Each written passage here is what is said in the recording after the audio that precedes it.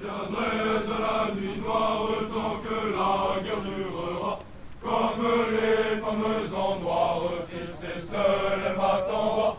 Ils étaient partis dans la précipitation en février dernier. Pour renforcer les forces de l'OTAN en Europe de l'Est, les hommes du 27e bataillon de chasseurs alpins avaient pris la direction de la Roumanie. 4 mois plus tard, ils sont de retour. Il y a eu 2 phases dans cette mission. Il y a eu une première phase de déploiement assez rapide où en 5 jours on a été déployés, hommes, matériel, équipements, munitions, prêts à combattre.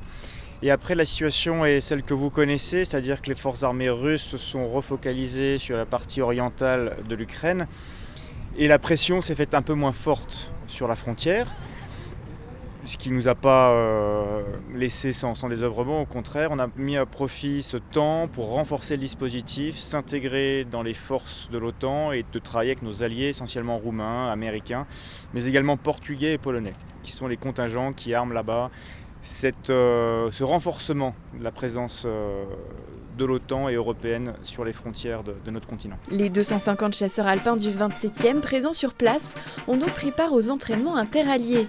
Un exercice plutôt rare pour ces soldats. On avait une compagnie belge également au sein du bataillon qui était commandée par le colonel Minguet.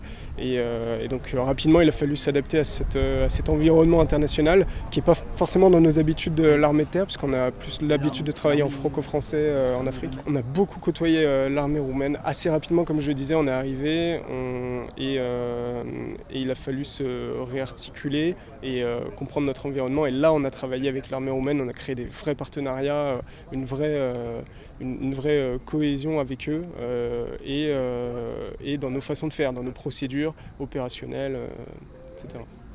Après avoir enchaîné plusieurs missions, les hommes du 27e vont pouvoir profiter d'un repos bien mérité.